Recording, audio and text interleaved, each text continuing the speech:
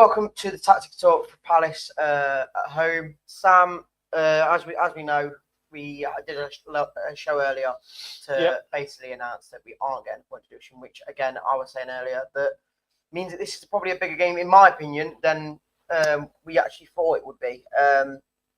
Need 3 points.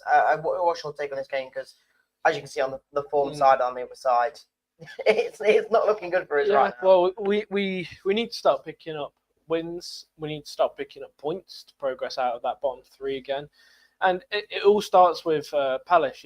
All it's going to take against them is one win, and hopefully a couple of the other results go our way, and therefore we're out the bottom three, and it chucks other teams back into that danger zone. But obviously that's not a guaranteed safety thing. It's not a guaranteed thing that could happen. But we do need to start picking up some points, especially at home. We've got 2 home fixtures, and this could really be where we have to turn it around. And Ruud's not going to want 6 or even 7 losses in a row on a bounce, obviously minus the QPR game.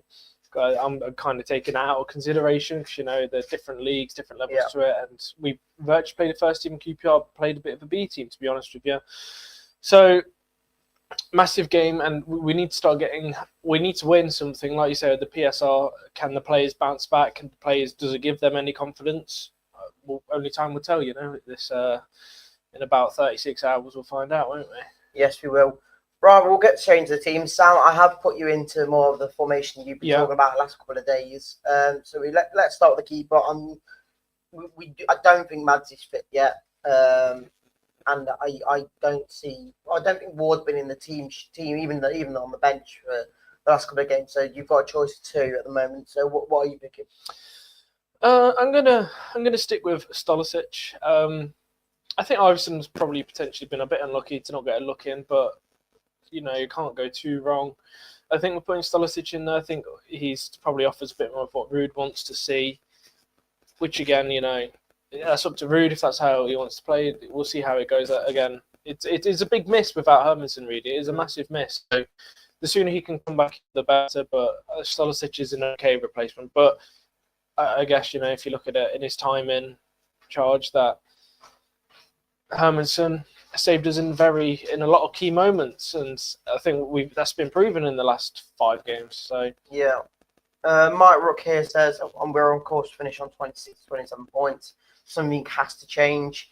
And that's why Thomas does say why in the back 3, because I get the point of what you want to talk about. And obviously, we'll talk about it more and why you'd make your team decisions. But maybe it is time for a change. Yeah, and like I say, we'll get into the reasons. I have my reasons as to why I'd rather play a back 5. I'll say it now if you want. To be honest with you, the reason I want to play a back 5 is for more stability and also for more depth at the back. So obviously, when we're defending, we can have 5 sat back with 3 centre backs. It allows for less room for errors. If Justin makes a mistake, that right centre back is going to be there to cover it because you've got the extra man. So it's not pulling an extra centre back out of place. It's keeping them in the same positions. And I'm also playing with the wing-back system because I think both the left and right wingers, Mavididi and obviously Fatu spot, but not Fatu who's been injured. I think we've been pretty poor on the wings. I don't think we've been offering much attackingly. So I think I'd like to, at least for one game, I don't see the point of sticking to the same system every time, especially considering we've lost 5 games in a row playing that system. Yeah, I will put my goalkeeper in before we get any more comments up, and I will put Stolisic in as well. I think he's our backup keeper when Hermansen isn't fit. It is hard because I don't think Stolisic has done too much wrong. I think the only thing you could probably do mention is the Man City first goal where he basically just let them have a free shot on the goal. But other than that, I don't think he did not too much wrong since he's been in. But we will move into your defence then, Sam. And as we do, we'll bring Tarmin's comment up. If we go back 3, then Winks is useless in DM. You have to play Skip or Chowdhury. But we've been playing Winks in the DM position all season this season and all season last season, and you wouldn't call him useless last year. And I would say this year, he's in content for Ndidi and Samari, probably the better out of the 3. But that's where he's been playing, and that's his position. It's up to him if he wants to perform or not. And I would agree, but again, we're trying to cherry pick some okay players out of a bunch of players at the moment that are really underperforming or not playing to the standards that we need to get out of the bottom 3. So, if Ndidi was fit, I'd put him in there straight away. I'm not going to lie about that. I'd put him in there with Samari, but he's not fit. So we have to play with what we've got. We've got to pick what we can. Go on then, mate. You pick your first centre-back. So I think it's always good to have, a decent leader in the back. Cody's obviously got, quite a strong leadership in the changing rooms. On the pitch, I'm not so sure. We've seen some mistakes that he's made in the recent games. But again, like I said, we're trying to pick out a few players from positions that are a little bit more difficult. So I'm going to put Cody as my middle centre-back because I think he will at least be the holder in there. Again, like you said, now we know that PSR is not an issue for us. Maybe we can go out and sign an extra centre-back, wingers, strikers, and positions can change. Obviously, Palace is only tomorrow, and that's obviously none of that's going to change for tomorrow. We're going to go into it with, just the way it is. It's pretty much going to be the team that we see. Yeah, I'm guessing Colin's a Forest fan. He said, Leicester City to lose every game all season and go down to Championship. We love you, Forest. We love you, Forest. We love you, Forest. We do. Hey, lovely. Well done on, to getting up there third. For one season. You'll have your moment in the sunshine like we did, but, Go on then, pick your other two centre-backs. Again, it's hard. It's difficult to pick between some of them. I am going to play with Fies on the right because I think he much prefers to be a right centre-back than a left centre-back. And I'm slotting him back into my team in there. And I'm also going to put... let's go for Yannick. I'm going to put Yannick as a left centre-back. And obviously stuff like this can change. I don't think Akoli's done too wrong massively. I think he's made some errors. And I could see why you would want to play him.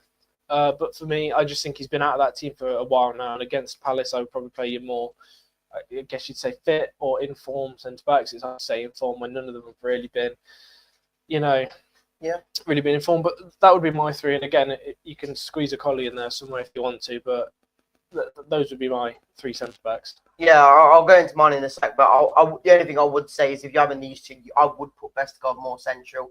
Put Cody out wide, but then I'd say that Cody isn't as good out wide as the essential. So it is hard. I get the point of view. I would play if you're playing a back three. That would be my probably back three, or I would put a Cody in for Cody. But that's just me. But I know you're a bit more of a fan of Cody than I am. Going into my back four, then I'm just going to rip the bandage off and go all four. Right back. See, this is where do you know what I'm going to do it if we do have this new right back because. If we don't get announced today, then he won't be starting. But I want my team to look a bit different. So I'm going to go Royo Koulibaly just in case he's there. So I'll put him in just in case he is there. If not... It's not even been announced yet. No, I know that. I'm just saying, going forward, I want to see him there. And he hasn't even got a club on him. So hopefully he'll be there. Left back, I'm going to go Christiansen. I don't think he, out of the four defenders we've been playing most of the season, I don't think he's done much wrong compared to the others. So for me, he's most consistent and he's going in back there. And then it's choice of defenders. I'm going to go Vestergaard. I think every game he's fit, you've got to start him. I think he has been our most informed or best defender we've got this year. I know we spoke that a few weeks ago and you were saying about not one of our defenders is being good, but... Which I still stand by. No, I do get that. None of them have been to the highest quality, but I think the last couple of games, Vestergaard has shown when he went out of the defence, who has been the most consistent, has been more solid than ever. I think it's hard to try and pinpoint a question like that in the sense of... I know we did an error against Villa. They've all been poor. Every single one of them have made errors, and every single one of them has been poor. The whole defence this season as a whole, let alone the last 8 games under Ruud, has been really pathetic and poor. Yeah. So I get, like you say, you're trying to spring up some positives, and it would be lovely if I could do the same, but I genuinely see the centre-backs and even, Justin at the right-back, way too many errors. And again, if you look at even QPR, and I know it wasn't defence, it was Winks, but both their goals are just coming from silly errors. And if you're doing that against a team that's 13 in the Championship, no wonder we're doing it against teams in the Premier League. Because we just can't play this passing out from the back football and expect it to work against. I mean, it's also a confidence thing, clearly, because when we're doing it against QPR, we're not passing it well enough. I don't think the team's good enough to be trying to hold up the ball. And I don't think it's the players' strengths, to be honest with you. I think some of them might think that they're better than they are and that they want to play this passing football, but I don't think it works for the quality they are. And again, I'll come back to Forest. they're playing with a lot less possession. I think they're the least amount of possession in the league. They're playing fast counter-attacking football, and look, it's working for them.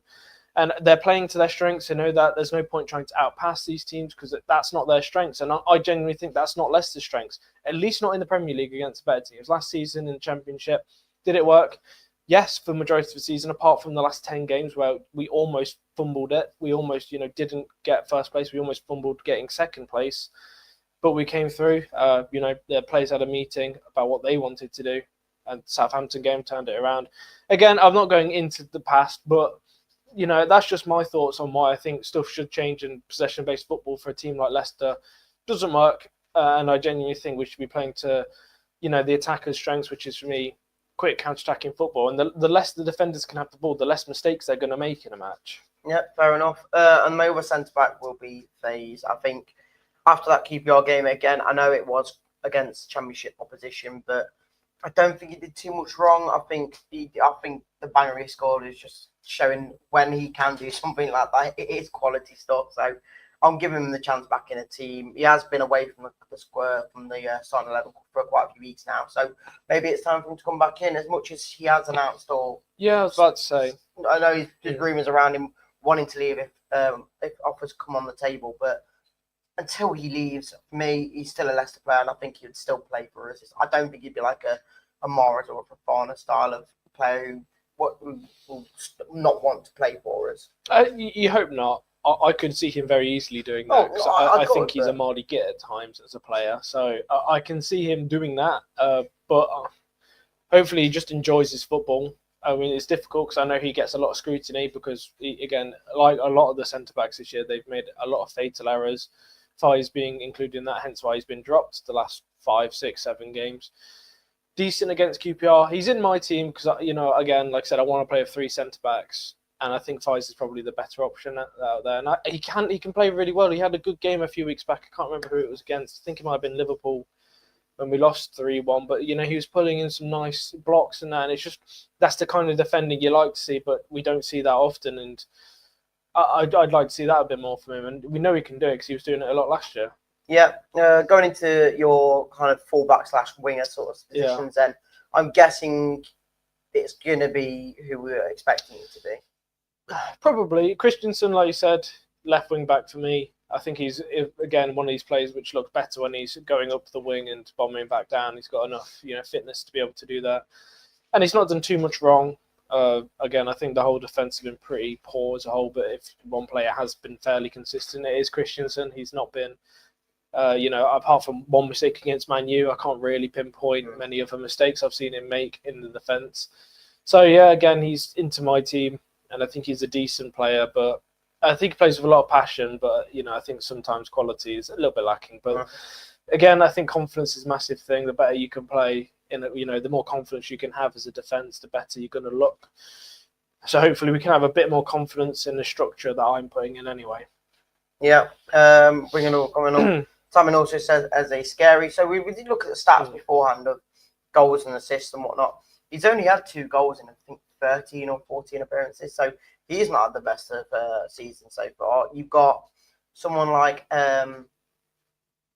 Nketiah, I was trying to think of his name. Nketiah has not even scored a goal this season, and he's played 14 games. So that like a lot of players who you'd think are scary or quite good have not been doing that well for this season. They'll come and do it against Leicester now. But as you can see, their form, they're getting goals, they're getting results. I said, they've been performing very well. I think in the last 5 home games. I think they're sharing the goals. The last 5 home games, I don't think they've lost. I think if I'm right in saying that, I think they've drawn or won, or away games. I can't remember which it is. I think it's home games. So they're on good form. They're going to see this as a big, 6-pointer, so to call it. They're going to see it as a way to split themselves from 10 points away from us in the bottom 3, and they're really going to want to, start to climb up the table. Considering the season they had last year, they are going to want to try and get out of that. Yeah, last comment before we move on to teams. Mark Rook says, Cody Vestergaard and Nicoli back 3 with Woot up top. Well, you never know, mate. If he can score a banger like that, then why not put him up top? But I don't think that's going to be the case. We'll move into my team then in the midfield. See, this is difficult because I don't think there's much to take. And as much as I did say straight after the QPR game that I would drop Winks, I don't think there's anyone to take his place. So for me, it's just going to be the same Sumare and Winks, I think, for me, because I don't think, other than QPR, I don't think Winks has done too much wrong, and you don't really see, when you see Winks, you don't normally see them sort of errors happening. I think, I don't know what went wrong at QPR.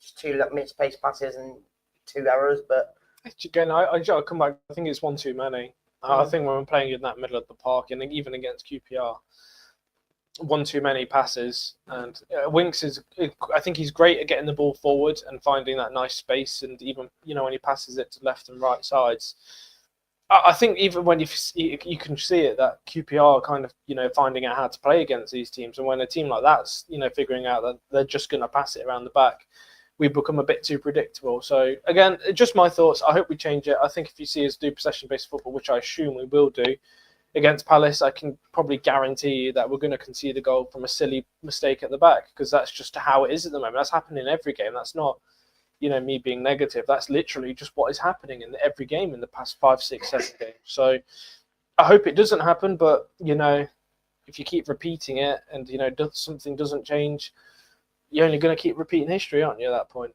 Yeah. Moving into your right wing back / right winger then. Yeah. I'm going to put Justin in there. I think he had a fairly good game against QPR. Again, I'm not taking that into too much consideration and account.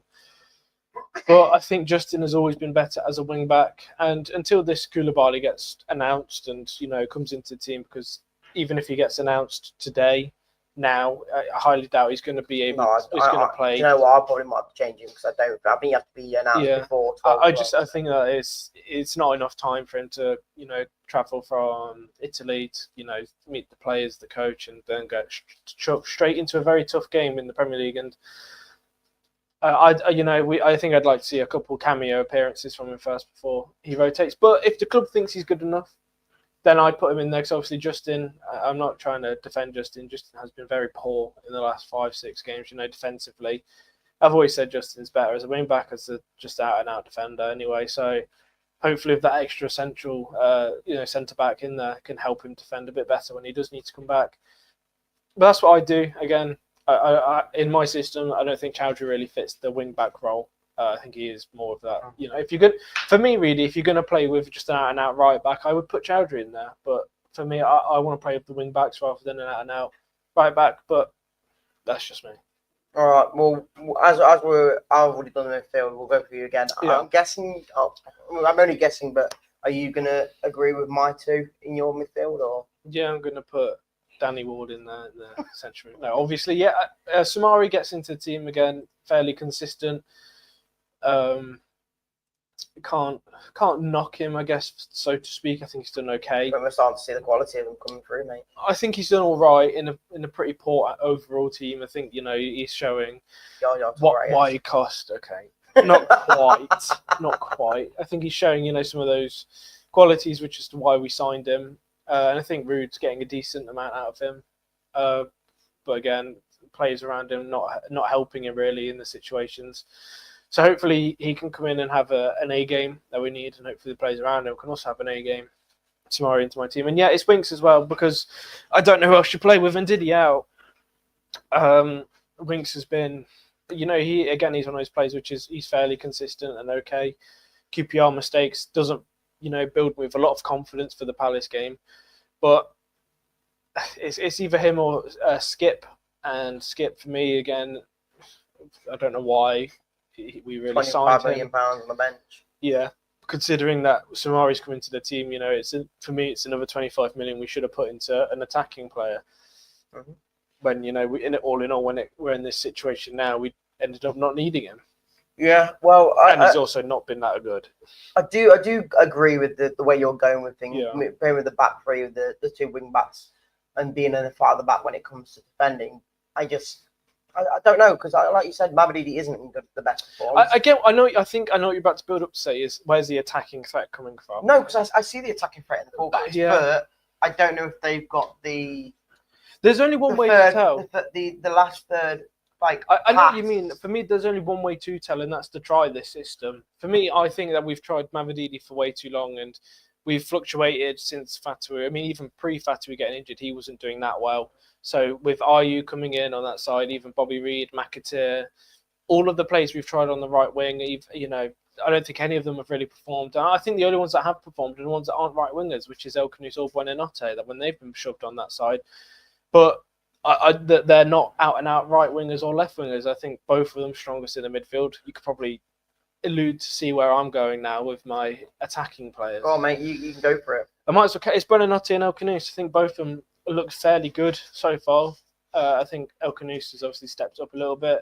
But I think he's been restricted a lot. I think because we've obviously had to defend at times when he's had to come back and try and hold the ball up a little bit more in our own box. I think that really restricts him what he can do further up the pitch. So I would like to see him play more as an attacking mid and just sit on that halfway line rather than coming back and defending all the time. Because when he's playing on the right wing and he's got to help Justin out, when we're in our own 20 yards of our pitch, it's just he's really restricted into how we can progress as an attacking player. And I also think I don't think he's as good of a defender as he is an attacker. I think when you see him defend, he does make mistakes. He doesn't know which man to mark as much, and that's not really his fault. It's because he's not really an out and out. He's not a defender. That's not his job. His job is to be better up the pitch and not back in our own pitch. So for me, I'd rather keep him and Buonanotte, who have both been very good when I see them. They're very good to our standards anyway in the attacking mid. So I'd rather stick them both there and play more direct to both of them. So yeah, I saw a stat about Buonanotte, I think either yesterday or Sunday, and it was the fact that he's got more goal involvements for us in 20 games than he has for Brighton in 50 games. And again, I don't know. So I remember when we first signed him, and you were saying, "Is that the kind of Dewsbury replacement we kind of needed because he only scored 3 or 4 goals for them in total?" But he's doing more than Dewsbury. He did more than Dewsbury in his season at Brighton. I think got fairly lucky managing to get him from Brighton. I'm surprised, to be honest with you, that they'd let him go on loan because I thought he looked like he's having some fairly good games. But then I would say that El Canus is slowly starting to show he is, like, in my opinion, around the same-ish quality as him. It depends on what you you classify it as performances. I class it as who can put the ball in the net and who can set up goals. Buonanotte, for me, in the first 12 games, he was on fire. He's not done anything under Ruud. Ruud's barely been playing him, to be honest with you, which is I think a bit of a head scratch for all of us. I don't think any of us would understand why you drop the best player, especially the best attacking player, who a lot of people would consider better than Dewsbury Hall. I do anyway. I think he's done more in the Premier League as an out-and-out attacking mid. So I think luckily we managed to upgrade, and yet we're really restricting him for some reason. And I'm not overly sure why, to be honest with you. So I would like to see him in that team against Palace. Yeah, I'm putting my attacking midfielders in there. So El Canus for me in the middle. I think since he's been in, he's done decently. So, and then it comes down to the wingers because, like you said, I wouldn't mind playing a back three with 2 wing backs, but then I think you lose out on the creativity side of. I know not like scoring the goals, but be more creative by creating the goals. So for me, Buonanotte goes on the right, which again I think we've got to start about the same front 4 as we did against QPR, and I think even against Villa, or did AU start against Villa? I'm not. Oh no, he did. He stayed up for, like you said, onto it too long that game. And then for me, Mavididi, I get the point that you probably wouldn't want to put him in, and I wouldn't want to put him in if we had someone else to put him there. But right now, in this formation, I get it. That's why I've switched my formation up, and I mean that's what managers get paid to do at the end of the day. Is to change things around, and Ruud said he didn't like to play pretty football, but I feel like all we've tried to do is play pretty football. Do you know what? I watched his press conference yesterday or the day before this game, and he actually did say that he was asked, would you take a loss? Would you take a really bad performance if you won? And he did say yes, but then he did go on to say about the performances are getting there, and in the long term, you want a team that works well together and to build there's on. No long term.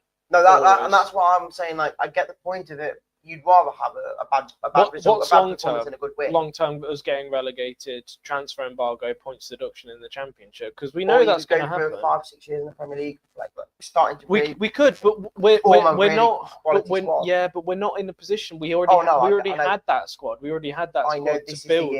We had the team. Just stay up, and that's it. As a club, but not as fans, but as a club, we messed up. We had the chance to be a regular top 8 Premier League side, and we messed up because we made poor signings. Players like Daka, who we gave a lot of money on, that messed us up financially in the Championship when we got relegated. Selling players for free at the end of the relegation season, again, messing us up because we've made some bad business decisions as a club. For me, it's not our fault that this stuff happened. How do we go forward from it this season? For me, there is no long-term plans. The goal is if we finish 17th in the league, then we finish 17th in the league. But at least we've got Premier League again, and that's where you can build. A bit like Brighton have done, or Forest. They don't come up with the expectations of, okay, we're in a long-term plan now. Neither did Luton. They come in, they take their money, they try their best, and they'll go back down. Some of these clubs will. Or like Forest, they'll survive relegation, they'll stay up. They'll take their few points deduction, but now look at them. They're sat in third in the Premier League because they've slowly, over 3 seasons, built it. And that's what we missed out on when we had the chance. We won the Premier League and that. We didn't capitalise as much as we should have. And obviously we got relegated. But this situation now, for me, there's no long-term plans. There's here and now. Otherwise, next year's going to be a mess in the Championship. Yeah, and then there's only one position left to go, mate. I know it's probably the easiest question of the day, but any chances any other starters today? For tomorrow? Maybe the oh wait, no, I just thought he can't start tomorrow, can he? Edouard cannot start tomorrow. He's not played, I don't think I even said on Phil Chat, I don't think he'd even started. I think he's played a quarter of a match in his 20 games at Leicester so far. He's played 25 minutes Premier League. Wait. We said the joke yesterday, we're saying it again. We've done the show for 26 minutes and we've already done a show for longer than he's been on the pitch. Yeah. So yeah, I mean, I don't even know what to say about Edouard. I think maybe I wouldn't say unfairly. They must be doing something really wrong in training. I think Phil said that yesterday because to only play for 26 minutes of Premier League football in 20 matches on 90 grand a week, God knows what he's doing wrong. We'll never know. Listen, none of the strikers are firing on any cylinders, and that includes Vardy, really. But he missed some sitters against QPR. In the past 5-6 games, the ones that start, the ones that come on, they're not being enough of an impact. And I think that does show you, really. I think a lot of fans, including us, have said we need a new striker and we should get one this January. Well, we are looking into it, apparently. Yeah, and I think we can need one. I mean, even if it's as simple as something like recalling Tom Cannon. We are allowed to. I don't know if, I'm sure Stoke have to agree to it too. Yes. And I'm not sure they will at this point. Because he's doing all the work for him, apparently. Well, yeah, but even if it was something simple as that, but I don't think it's going to be. So hopefully we can get a new striker in, because I am a bit concerned that even like the likes of Vardy, he's gone a bit unnoticed in the past 10 games, and we really need a striker in this league to bag in some goals. I mean, Ipswich and that, they're not doing amazing, but they've got, I think it's Delap, isn't it, up front for them, and he's banging in some good goals and getting them some points that I think if we had a striker that was on form would get us some extra points, just get us an extra point here, point there, but so far, like I said, we're not scoring enough, and we'll see if we can bring someone in January. But for me, it is Vardy. A little bit concerned that he did play against QPR, so I don't know how tired he'll be, considering he's 38 years old now. When we did the show last week for the QPR game, we were saying there'd be a massive shock if he started against QPR. And we basically put the full team out. So yeah, but I could see why he put the full team out. I don't think it was the right move, but considering we have 2 home games. Yeah. Vardy again. Everyone, loves him. He can't fault what was wrong. Hopefully, he can bag in at least a goal. I'm joking. I'm not putting Danny Ward up front. I'll put Vardy up front. I'd like to see Daka get more minutes than he has, because we need to rotate Vardy. But again, when it comes to a crucial game like this, I don't think you can even risk that. Again, it shows you though, doesn't it? Really, Patson Daka. I mean, this is I think this is his 4th year at Leicester now. This is probably, I think, maybe his 3rd or 4th manager, maybe even 5. None of them want to pick him. It shows you, doesn't it? I think none of them want to pick him. Well, I think when you've got Vardy in front of everyone, there's no doubt about it. You just pick Vardy. Well, I think there is doubt about it, because Vardy ain't been scoring. But I think it shows you when you're a 38-year-old veteran player almost, who can't, doesn't score as much. He's not as fit as he used to be, just because that's what happens when people get older. It happens.